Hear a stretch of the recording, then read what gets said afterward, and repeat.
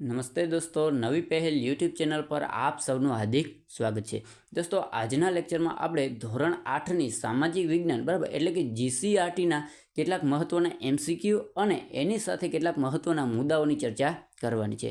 કારણ કે દોસ્તો, કોન્સ્ટેબલ અને સીસી મેન્સ જેવી પરીક્ષામાં જીસીઆરટી આધારિત કેટલાક પ્રશ્નો ખૂબ જ પૂછાતા હોય છે બરાબર। એટલે આ તમામ બાબતોને ધ્યાનમાં રાખી અને આજે ઇતિહાસ અને ખાસ કરીને બંધારણના કેટલાક મહત્ત્વના મુદ્દાઓ અને એની સાથે એમસીક્યુની ચર્ચા કરવાની છે। એટલે આજનો લેક્ચર તમારા માટે ખૂબ જ મહત્ત્વનો છે। એટલે લેક્ચરમાં લાસ્ટ સુધી બન્યા રહેજો અને હજુ તમે લાઇક ન કરી તો લાઇક કરી દો, ચેનલ ઉપર નવા હોવ તો ફટાફટ ચેનલને સબસ્ક્રાઈબ પણ કરી દો। તો ચાલો દોસ્તો, હવે સૌપ્રથમ આપણે પ્રશ્ન જોઈએ। દોસ્તો, અહીં સૌપ્રથમ પ્રશ્ન આપેલો છે કે ડૉક્ટર આંબેડકરે કયા હકને બંધારણના આત્મસન્માન કહ્યું છે બરાબર। એટલે કે દોસ્તો, આ પ્રશ્ન બંધારણનો છે। તો દોસ્તો, સૌપ્રથમ આપણે જાણીએ કે બંધારણના ભાગ 3માં બરાબર ભાગ 3માં 6 પ્રકારના અધિકારો આપવામાં આવ્યા છે, જેને આપણે હક તરીકે પણ ઓળખીએ છીએ। તો દોસ્તો, સૌપ્રથમ આપણે એ ખબર હોવી જોઈએ કે આ 6 અધિકારો એટલે કે હક કયા કયા છે। તો દોસ્તો, સૌપ્રથમ અધિકાર એટલે કે હકની વાત કરીએ તો બંધારણમાં સૌપ્રથમ હક એટલે કે અધિકાર સમાનતાનો આપેલો છે। ત્યારબાદ બીજા અધિકારની વાત કરીએ દોસ્તો, તો ભારતીય બંધારણમાં ભાગ 3માં બીજો અધિકાર એટલે કે હક આપેલો છે સ્વતંત્રતાનો હક બરાબર। હવે વાત કરીએ દોસ્તો ત્રીજા હકની બરાબર, તો બંધારણમાં ત્રીજો હક આપેલો છે શોષણ વિરુદ્ધનો, તો આ પણ આપણે યાદ રાખીશું। ત્યારબાદ ચોથા અધિકારની વાત કરીએ દોસ્તો, તો ભારતીય બંધારણમાં ચોથો અધિકાર આપેલો છે ધાર્મિક સ્વતંત્રતાનો હક બરાબર। ત્યારબાદ પાંચમા અધિકારની વાત કરીએ દોસ્તો, તો બંધારણમાં પાંચમો હક આપેલો છે સાંસ્કૃતિક બરાબર, સાંસ્કૃતિક અને શૈક્ષણિક મૂળભૂત અધિકાર બરાબર। તો આ પણ આપણે યાદ રાખવાનો પ્રયત્ન કરશું। અને દોસ્તો લાસ્ટ બરાબર, જે આપણા માટે ખૂબ જ મહત્ત્વનો છે, તો બંધારણમાં ભાગ ત્રીજામાં બરાબર એમાં છઠ્ઠો અધિકાર આપેલો છે બંધારણીય ઇલાજોનો હક। તો આ ખાસ આપણે યાદ રાખવાનો પ્રયત્ન કરશું બરાબર। તો ભારતના બંધારણમાં ભાગ ત્રીજામાં આ 6 પ્રકારના અધિકારો આપેલો છે। સૌપ્રથમ સમાનતાનો, ત્યારબાદ સ્વતંત્રતાનો બરાબર, અને ત્રીજો આપેલો છે શોષણ વિરુદ્ધનો। ત્યારબાદ વાત કરીએ તો ચોથો અધિકાર આપેલો છે ધાર્મિક સ્વતંત્રતાનો હક, પાંચમો આપેલું છે સાંસ્કૃતિક અને શૈક્ષણિક મૂળભૂત અધિકાર, અને લાસ્ટમાં છેલ્લો અધિકાર આપેલો છે બંધારણીય ઇલાજોનો હક બરાબર। તો આપણો પ્રશ્ન એવું કહેવા માગે દોસ્તો કે કયા હકને ડૉક્ટર આંબેડકરે આત્મસન્માન કહ્યો છે। તો દોસ્તો ખાસ યાદ રાખજો, જે છઠ્ઠો અધિકાર આપેલો છે બંધારણીય ઇલાજોનો હક બરાબર, એને ડૉક્ટર બાબા સાહેબ આંબેડકરે આ બંધારણના આત્મસન્માન કહ્યો છે બરાબર। તો આપણો સાચો જવાબ આવશે ઓપ્શન બી બરાબર, ખાસ યાદ રાખવાનો પ્રયત્ન કરશું। અને દોસ્તો, આ બંધારણીય ઇલાજોનો હક બરાબર એના અંતર્ગત એક અનુચ્છેદ પણ સંકળાયેલો છે બરાબર। તો અનુચ્છેદ 32માં આવી કંઈક જોગવાઈ બંધારણીય ઇલાજોના હકને લગતી જોગવાઈ કરવામાં આવી છે, તો આપણે ખાસ યાદ રાખીશું બરાબર। અને ડૉક્ટર બાબા સાહેબ આંબેડકરે વધારતા એમ પણ કહ્યું છે કે અનુચ્છેદ 32 બરાબર એ સૌથી અગત્યનો અનુચ્છેદ તરીકે ઓળખવામાં આવે છે। તો આ તમામ બાબતોને આપણે યાદ રાખવાનો પ્રયત્ન કરશું। તો આમાં દોસ્તો આપણો સાચો જવાબ આવશે ઓપ્શન બી। ચાલો દોસ્તો, તો હવે નેક્સ્ટ સવાલ જોઈએ। દોસ્તો, નેક્સ્ટ સવાલ આપેલો છે કે બંધારણના નિર્માણ વખતે મતાધિકાર માટે કેટલા વર્ષની ઉંમર નક્કી કરવામાં આવી હતી। દોસ્તો ખાસ પ્રશ્નને ધ્યાન આપજો બરાબર, ડાયરેક્ટલી તમે ઉતાવળથી ઓપ્શન સી સિલેક્ટ ના કરતા, અન્યથા તમારો પ્રશ્ન ખોટો પડશે। કારણ કે દોસ્તો, અહીં સવાલ એવો આપેલો છે કે બંધારણના નિર્માણ વખતે મતાધિકાર માટે કેટલા વર્ષની ઉંમર નક્કી કરવામાં આવી હતી બરાબર। તો દોસ્તો, શરૂઆતમાં બંધારણના નિર્માણ વખતે બરાબર આ ઉંમર એટલે કે મતાધિકારની ઉંમર કેટલી હતી, તો દોસ્તો ખાસ યાદ રાખશું 21 વર્ષ નક્કી કરવામાં આવી હતી। ત્યારબાદ દોસ્તો બંધારણમાં સુધારો કરી અને આ 21 વર્ષથી ઘટાડી અને 18 વર્ષ જેટલી ઉંમર નક્કી કરવામાં આવી હતી। પરંતુ દોસ્તો આપણો આમાં સાચો જવાબ આવશે ઓપ્શન બી, કારણ કે બંધારણના નિર્માણ વખતે મતાધિકાર માટે 21 વર્ષની ઉંમર નક્કી કરવામાં આવી હતી। તો આપણો સાચો જવાબ થશે ઓપ્શન બી। ચાલો દોસ્તો, હવે નેક્સ્ટ સવાલ જોઈએ। દોસ્તો, હજુ તમે લાઇક ના કરી તો લાઇક કરી દો, ચેનલ ઉપર નવા હોવ તો ફટાફટ ચેનલને સબસ્ક્રાઈબ પણ કરી દો। દોસ્તો ત્યારબાદ સરસ મજાનો એક ઇતિહાસને લગતો પ્રશ્ન આપેલો છે. સવાલ આપેલો છે કે તુર્કોએ કોન્સ્ટેન્ટિનોપલ બરાબર ક્યારે જીતી લીધું? બરાબર 1753, 1553, ઈસવીસન 1453, ત્યારબાદ ઓપ્શન આપેલું છે કે 1450. તો દોસ્તો આના માટે સૌપ્રથમ આપણે કેટલાક મહત્ત્વના મુદ્દાઓ વિગતવાર જોઈ લઈએ, કારણ કે દોસ્તો આવા સવાલ પરીક્ષામાં પૂછાવાની પૂરેપૂરી શક્યતા રહેલી છે. તો ચાલો દોસ્તો આ કોન્સ્ટેન્ટિનોપલ બરાબર એટલે કે એના વિશે થોડુંક વિગતવાર સમજી લઈએ. ચાલો દોસ્તો હવે કોન્સ્ટેન્ટિનોપલ વિશે વિગતવાર સમજવાનો પ્રયત્ન કરીએ. તો દોસ્તો અહીં લખેલું છે કે ઈસવીસન 1453માં તુર્કોએ કોન્સ્ટેન્ટિનોપલ જીતી લીધું. બરાબર, ભારત અને યુરોપ વચ્ચેના વેપારના માધ્યમનું તે મુખ્ય મથક હતું. એટલે કે દોસ્તો ભારત અને યુરોપ વચ્ચે જે જમીન માર્ગે વેપાર થતો હતો બરાબર, એમાં આ કોન્સ્ટેન્ટિનોપલ ખૂબ જ મહત્ત્વનું કહી શકાય એવું મુખ્ય મથક હતું. પરંતુ 1453માં તુર્કોએ આ સ્થળને જીતી લીધું. બરાબર, જેના કારણે ભારત અને યુરોપ વચ્ચે જે જમીન માર્ગે વેપાર થતો હતો એ વેપાર ખોરવાઈ ગયો. આગળ જોઈએ દોસ્તો, તુર્કોએ કોન્સ્ટેન્ટિનોપલ જીતી લેતા યુરોપમાં અને વિશ્વના પશ્ચિમના દેશોમાં ભારત માલ જથ્થો બંધ થઈ ગયો. કારણ કે દોસ્તો જે જમીન માર્ગ હતો બરાબર એ બંધ થઈ ગયો, જેના કારણે ભારતમાંથી યુરોપમાં જેટલો પણ વેપાર જતો હતો એ બંધ થઈ ગયો. યુરોપવાસીઓને ભારતના મરી મસાલાની ખૂબ જ જરૂરિયાત રહેતી હતી. વસ્તુઓ મળતી બંધ થઈ ગઈ અને ભારતમાં સુતરાઉ કાપડ, રેશમી કાપડ, મરી મસાલા, ગળી બરાબર, ઇમારતી લાકડું, અફીણ ખૂબ જ મોટા પ્રમાણમાં યુરોપમાં નિકાસ થતી હતી. એટલે કે આ તમામ વસ્તુઓ ભારતમાંથી આ જમીન માર્ગે યુરોપમાં જતી હતી. પરંતુ તુર્કોએ આ સ્થળ વચ્ચેથી જીતી લેતા આ તમામ વસ્તુઓનો નિકાસ ઉપર પ્રતિબંધ આવી ગયો. હવે દોસ્તો આગળ વાત કરીએ તો મરી મસાલાની ખૂબ જ યુરોપમાં જરૂર હતી, કારણ કે દોસ્તો યુરોપની પ્રજા માંસાહારી હોય અને માંસ સાચવવા માટે મરી મસાલાની ખૂબ જ જરૂરિયાત રહેતી. હવે દોસ્તો આ માર્ગ જમીન માર્ગ બંધ થતાં યુરોપિયન પ્રજાએ જમીન માર્ગ થતો વેપાર બંધ થઈ ગયો, જેના કારણે જળ માર્ગ શોધવાની જરૂરિયાત પડી. અને દોસ્તો વાસ્કો દ ગામા બરાબર એને સૌપ્રથમ જળમાર્ગ શોધી અને ફરી આ યુરોપમાં વેપાર લઈ જવાની શરૂઆત કરી. તો આ દોસ્તો ખાસ આપણે યાદ રાખવાનો પ્રયત્ન કરશું, કારણ કે દોસ્તો પરીક્ષામાં આમાંથી કોન્સ્ટેબલ જેવી પરીક્ષામાં પૂછાવાની પૂરેપૂરી શક્યતા રહેલી છે. તો ચાલો દોસ્તો હવે આપણે થોડુંક નકશા દ્વારા સમજવાનો પ્રયત્ન કરીએ. તો જો દોસ્તો આ જે રસ્તો દેખાય છે બરાબર, આ જે રસ્તો દેખાય છે એ આપણો જમીન માર્ગ હતો બરાબર, અને અહીં તુર્કોએ પોતાનું સ્થાન જમાવી લીધું, એટલે કે એ સ્થળ એને જીતી લીધું, જેથી કરીને આ જમીન માર્ગ ઉપર પ્રતિબંધ આવી ગયો અને અહીં ભારતમાંથી યુરોપમાં જતો વેપાર બંધ થયો. એટલે વાસ્કો દ ગામાએ અહીં જળમાર્ગ શોધી અને ભારતમાં આવવાનો પ્રયત્ન કર્યો. બરાબર, તો આ ખાસ આપણે યાદ રાખવાનો પ્રયત્ન કરશું. તો ચાલો દોસ્તો હવે આપણો વિકલ્પ જોઈએ. દોસ્તો તો આપણો આમાં સાચો જવાબ આવશે તુર્કોએ કોન્સ્ટેન્ટિનોપલ ઈસવીસન 1453માં જીતી લીધું. બરાબર, તો આપણો આમાં સાચો જવાબ આવશે ઓપ્શન સી. દોસ્તો સવાલ આપેલો છે કે સ્વતંત્રતા બાદ તેલુગુ ભાષી લોકોએ કયા રાજ્ય માટે આંદોલન કર્યું હતું? એટલે કે આઝાદી મળી ગયા બાદ આ જે તેલુગુ બોલતા લોકો છે બરાબર, એને કયા રાજ્ય માટે એક આંદોલન કર્યું હતું? બરાબર, તો દોસ્તો એમાં સાચો જવાબ આવશે આંધ્રપ્રદેશ. અને આપણે જાણીએ દોસ્તો કે ભાષાને આધારે સૌપ્રથમ રાજ્ય કયું બન્યું હતું? તો એ હતું આંધ્રપ્રદેશ. બરાબર, તો આપણો સાચો જવાબ આવશે ઓપ્શન ડી.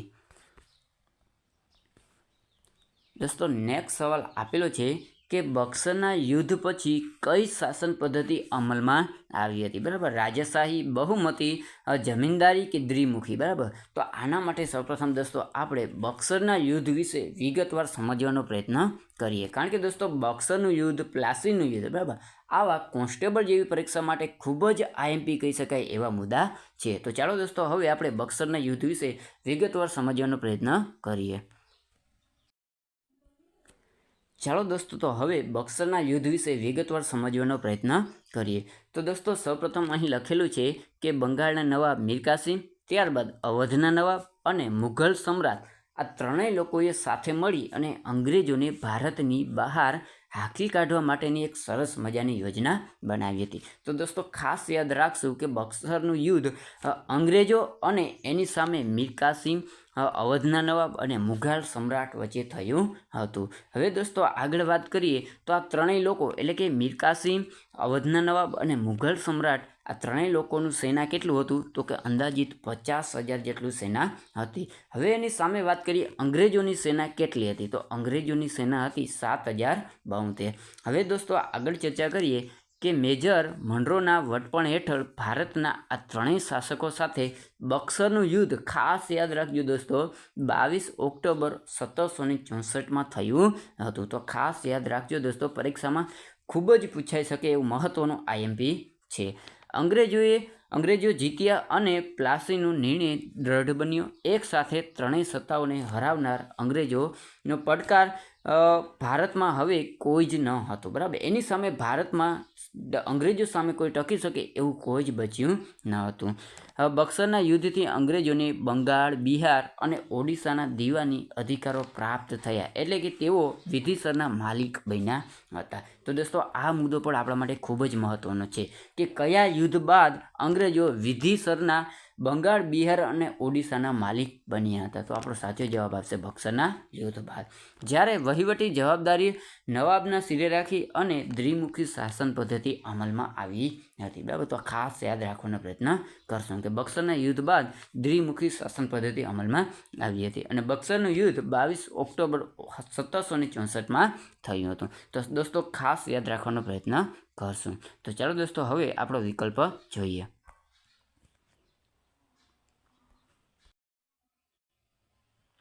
તો દોસ્તો આમાં આપણો સાચો જવાબ આવશે બક્સરના યુદ્ધ પછી દ્વિમુખી શાસન પદ્ધતિ અમલમાં આવી હતી, એટલે આપણો સાચો જવાબ થશે ઓપ્શન ડી. ચાલો દોસ્તો હવે નેક્સ્ટ સવાલ જોઈએ.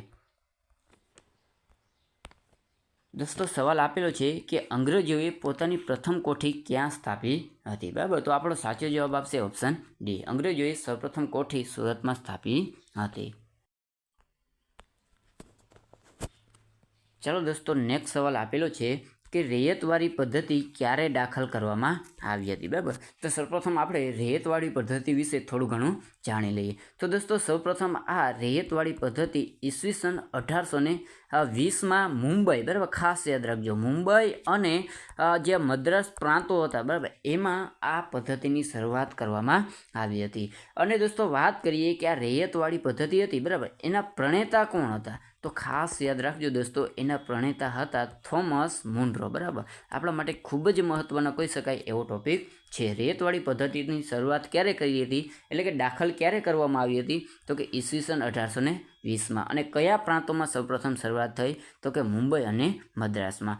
અને દોસ્તો મહત્વનો ટોપિક કહીએ તો રેયતવાળી પદ્ધતિના પ્રણેતા કોણ હતા તો થોમસ મુનરો એના પ્રણેતા હતા. હવે દોસ્તો વાત કરીએ, સવાલ એવો આપેલો છે કે ક્યારે દાખલ કરવામાં આવી હતી. તો દોસ્તો 19મી સદીની શરૂઆતમાં આ પદ્ધતિ દાખલ કરવામાં આવી હતી. બરાબર, તો આપણો સાચો જવાબ થશે ઓપ્શન બી. બરાબર, ચાલો હવે બીજો સવાલ જોઈએ.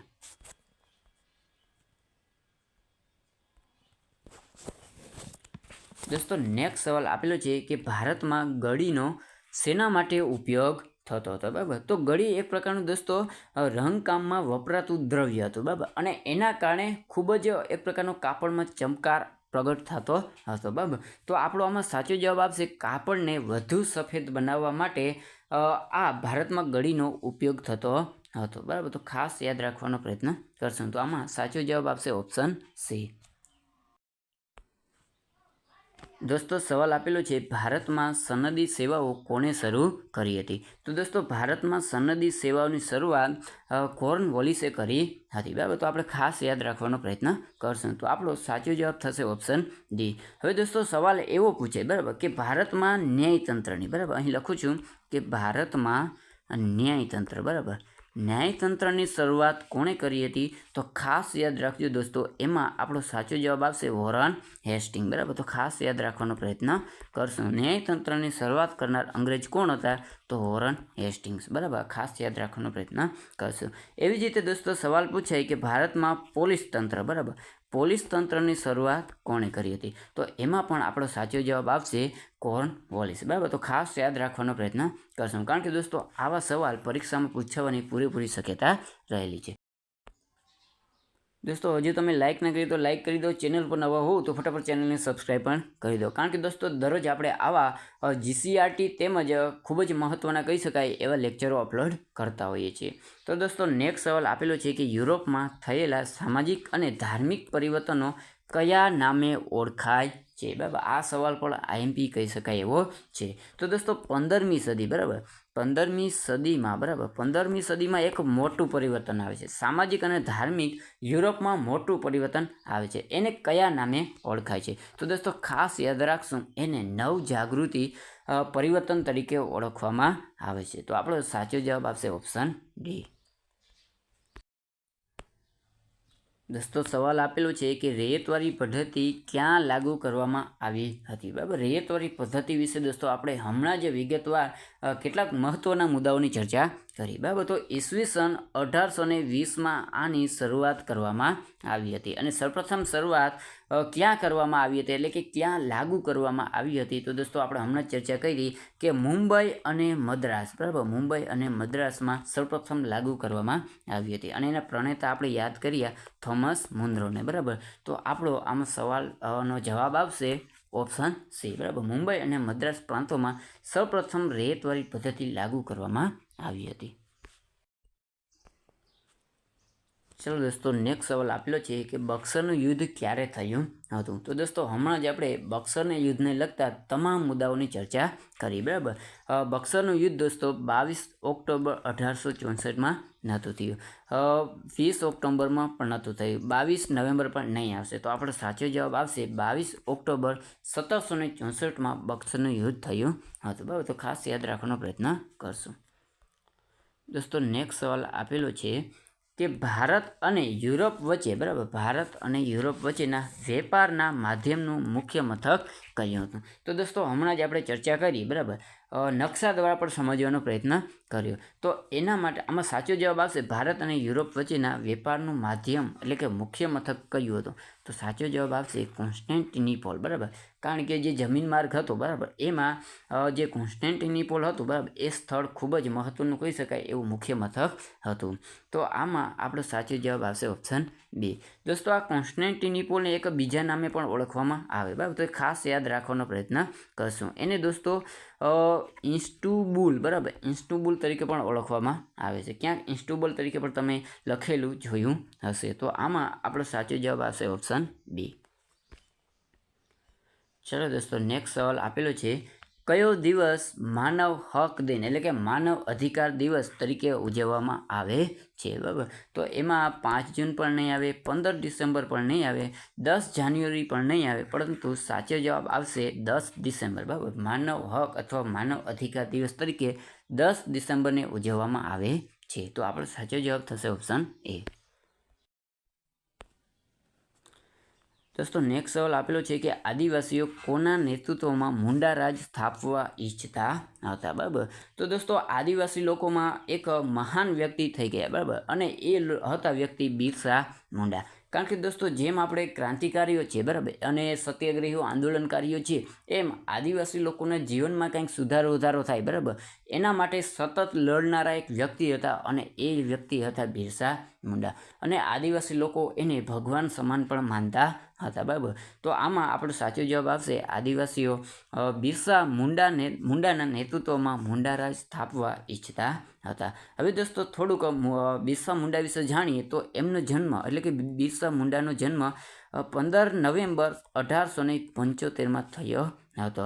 હવે વાત કરીએ દોસ્તો એના પિતાનું નામ, બરાબર, કારણ કે દોસ્તો કોન્સ્ટેબલ જેવી પરીક્ષામાં પૂછવાની શક્યતા રહેલી છે, એટલે થોડુંક આપણે એને મુદ્દાસર સમજવાનો પ્રયત્ન કરીએ.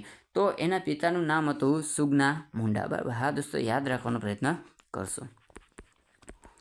હવે દોસ્તો વાત કરીએ એની માતા, બરાબર, તો બિરસા મુંડાની માતાનું નામ હતું કરમી મુંડાઈ, બરાબર. તો ખાસ યાદ રાખવાનો પ્રયત્ન કરશું. આ 3 ટોપિક આપણે યાદ રાખવાનો પ્રયત્ન કરશું. તો ચાલો દોસ્તો હવે નેક્સ્ટ સવાલ જોઈએ. દોસ્તો નેક્સ્ટ સવાલ આપેલો છે કે મહાલવારી પદ્ધતિ, બરાબર, મહાલવારી પદ્ધતિ કોણે દાખલ કરી હતી, બરાબર. તો દોસ્તો મહાલવારી પદ્ધતિ ઈસવીસન 1822માં દાખલ કરવામાં આવી હતી. હવે આ દાખલ કરનાર કોણ હતા? તો દોસ્તો ખાસ યાદ રાખવાનો પ્રયત્ન કરશું. આ દાખલ કરનાર હતા વોલ્ટ મેકેન્ઝી, બરાબર. ખાસ યાદ રાખવાનો પ્રયત્ન કરશું. મહાલવારી પદ્ધતિ 1822માં વોલ્ટ મેકેન્ઝી દ્વારા દાખલ કરવામાં આવી હતી. હવે દોસ્તો એક મહત્વનો ટોપિક કહીએ તો આ જે મહાલ છે, બરાબર, આ જે મહાલ શબ્દ છે એનો પ્રયોગ શેના માટે થતો હતો? તો એનો અર્થ થતો હતો ગામના સમૂહ, બરાબર, ગામના સમૂહ એટલે કે ગ્રામનો સમૂહ એવો કાંઈક આ મહાલનો અર્થ થતો હતો. એટલે કે દોસ્તો આ એવી પદ્ધતિ હતી કે જેના દ્વારા ગામના સંપૂર્ણ એટલે કે આખા સમૂહમાંથી એક પ્રકારનો મહેસૂલ ઉઘરાવવામાં આવતો હતો, નહીં કે વ્યક્તિગત, બરાબર. કોઈ વ્યક્તિગત મહેસૂલ ઉઘરાવવામાં નહોતું આવતું, પરંતુ આખા ગામના સમૂહ પાછળથી આ એક પ્રકારનો કર એટલે કે મહેસૂલ ઉઘરાવવામાં આવતો હતો. તો આ ખાસ 3 મુદ્દાને આપણે યાદ રાખવાનો પ્રયત્ન કરશું. અને આમાં કોણે દાખલ કરી હતી? તો આમાં આપણો સાચો જવાબ આવશે ઓપ્શન બી, વોલ્ટ મેકેન્ઝી. ચાલો દોસ્તો નેક્સ્ટ સવાલ જોઈએ. પ્લાસીના યુદ્ધ પછી અંગ્રેજોએ મીર જાફરને હટાવી કોને નવાબ બનાવ્યો હતો? બરાબર. તો આમાં આપણો સાચો જવાબ આવશે દોસ્તો મીર કાસિમ, બરાબર. એટલે કે ઓપ્શન એ આપણો સાચો જવાબ આવશે. દોસ્તો વાત કરીએ, બરાબર, પ્લાસીના યુદ્ધ વિશે, બરાબર. તો દોસ્તો પ્લાસીના યુદ્ધની વાત કરીએ તો પ્લાસીનું યુદ્ધ 23 જૂન, બરાબર, 23 જૂન 1757માં થયું હતું. હવે વાત કરીએ આ યુદ્ધ કોના વચ્ચે થયું હતું? તો દોસ્તો આ યુદ્ધ સિરાજ ઉદ્દૌલા, બરાબર, સિરાજ ઉદ્દૌલા અને અંગ્રેજોનું નેતૃત્વ કરનાર રોબર્ટ ક્લાઇવ હતા, બરાબર. તો આ ખાસ યાદ રાખવાનો પ્રયત્ન કરશો. દોસ્તો આમાં વિજેતા થાય છે રોબર્ટ ક્લાઇવ, એટલે કે અંગ્રેજોનું જીત થાય છે અને સિરાજ ઉદ્દૌલાની હત્યા કરવામાં આવે છે. હવે દોસ્તો આમાં એક કાવતરું કરવામાં આવ્યું હતું, એટલે કે મીર જાફરને કંઈક ઓફર કરવામાં આવી હતી, જેના કારણે દગાબાજી થઈ અને સિરાજ ઉદ્દૌલાની હત્યા કરવામાં આવી હતી. ત્યારબાદ મીર કાસિમને મીર જાફરને શું કહેવાય તો કે એક પ્રકારનો નવાબ બનાવવામાં આવ્યો હતો અને ત્યારબાદ નવાબ પરથી એને હટાવી અને ફરી મીર કાસિમને નવાબ બનાવવામાં આવ્યો હતો. તો આમાં આપણો સાચો જવાબ આવશે ઓપ્શન એ.